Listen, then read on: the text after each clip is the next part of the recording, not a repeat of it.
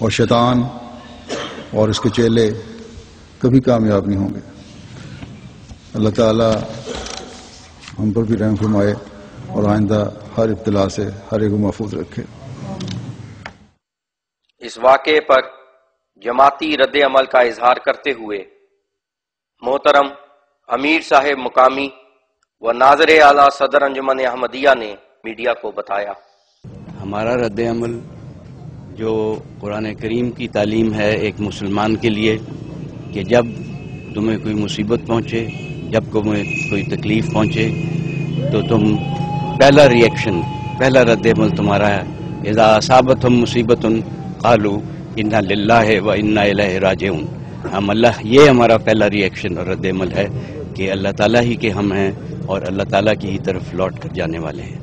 اسی طرح قرآن مجید کی تعلیم ایک مسلمان کو ہے کہ مصائب اور شدائد اور تکالیف اور دکھوں کے وقت استعینوا بالصبر والصلاۃ، تم اپنے نہ کسی بندے سے، نہ کسی حکومت سے، نہ کسی سوسائٹی سے، بلکہ اپنے رب کریم سے مدد طلب کرو، صبر کے ساتھ، استقامت کے ساتھ، وفا دکھاتے ہوئے، ثبات قدم کے ساتھ، اور اس کے حضور گڑ گڑاتے ہوئے، اس کے حضور سجدہ ریز ہوتے ہوئے، اس کے حضور اپنی عبادتیں پیش کرتے ہوئے۔ تو یہ ہمارا رد عمل ہے، اور یہ رد عمل آپ جہاں بھی کہیں جماعت احمدیہ کو کوئی تکلیف پہنچے، کوئی دکھ پہنچے، آپ یہی رد عمل پائیں گے۔ پاکستان میں جماعت احمدیہ قیام پاکستان کی ابتدا ہی سے مذہبی جماعتوں کی منافرت کا شکار رہی ہے۔ پاکستان کے قیام سے 6 سال بعد ہی 1953 میں جماعت کے خلاف پاکستان بھر میں فسادات کی آگ بھڑکا دی گئی۔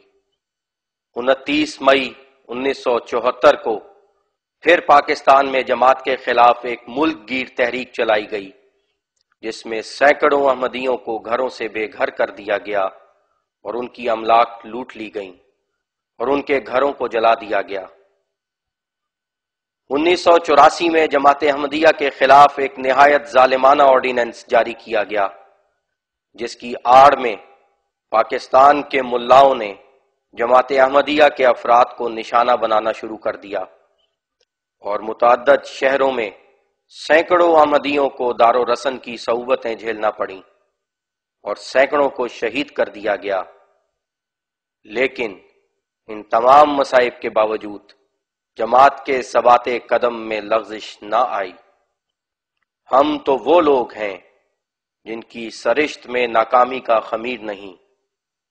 ہم اپنے مخالفین کو حضرت بانی سلسلہ احمدیہ مرزا غلام احمد علیہ السلام کے الفاظ میں بتا دینا چاہتے ہیں۔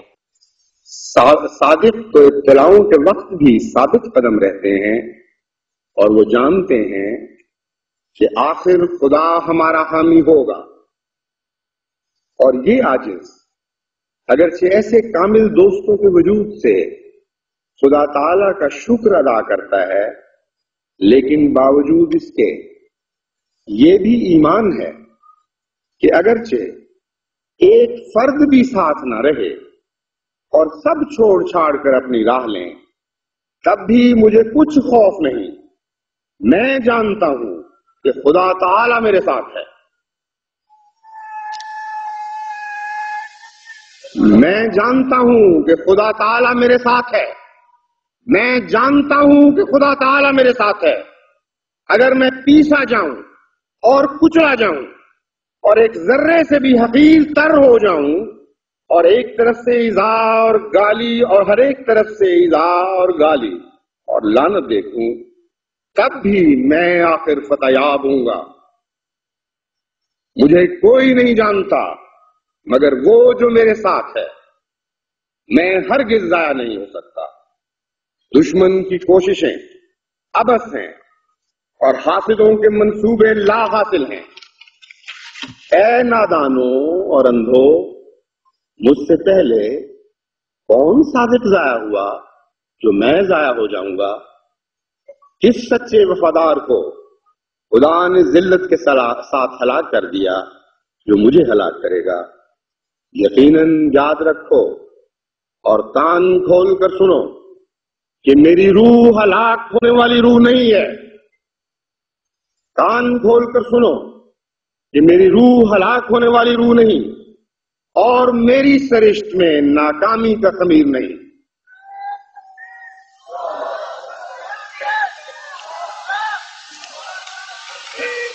مجھے وہ ہمت اور صدق بخشا گیا ہے جس کے آگے پہاڑ ہیچ ہیں.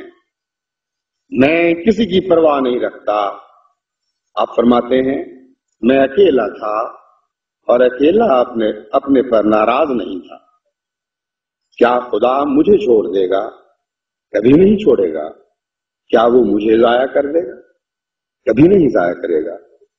دشمن ذلیل ہوں گے اور حاسد شرمندہ، اور خدا اپنے بندے کو ہر میدان میں فتح دے گا. میں اس کے ساتھ، وہ میرے ساتھ ہے. کوئی چیز ہمارا پیوند توڑ نہیں سکتی.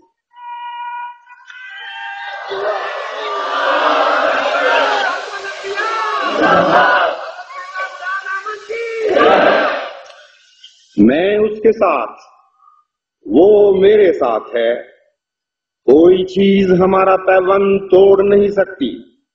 اور مجھے اس کی عزت اور جلال کی قسم ہے کہ مجھے دنیا اور آخرت میں اس سے زیادہ کوئی چیز بھی پیاری نہیں کہ اس کے دین کی عظمت ظاہر ہو، اس کا جلال چمکے اور اس کا بول بالا ہو. کسی ابتلا سے اس کے فضل کے ساتھ مجھے خوف نہیں. اگرچہ ایک ابتلا نہیں، کروڑ ابتلا ہو. ابتلاؤں کے میدان میں اور دکھوں کے جنگل میں مجھے طاقت دی گئی ہے. ابتلاؤں کے میدان میں اور دکھوں کے جنگل میں مجھے طاقت دی گئی ہے. من نہ انستم کہ روز جنگ بینی پشت من، آمنم کان درمیان خاک و خون بینی سرے.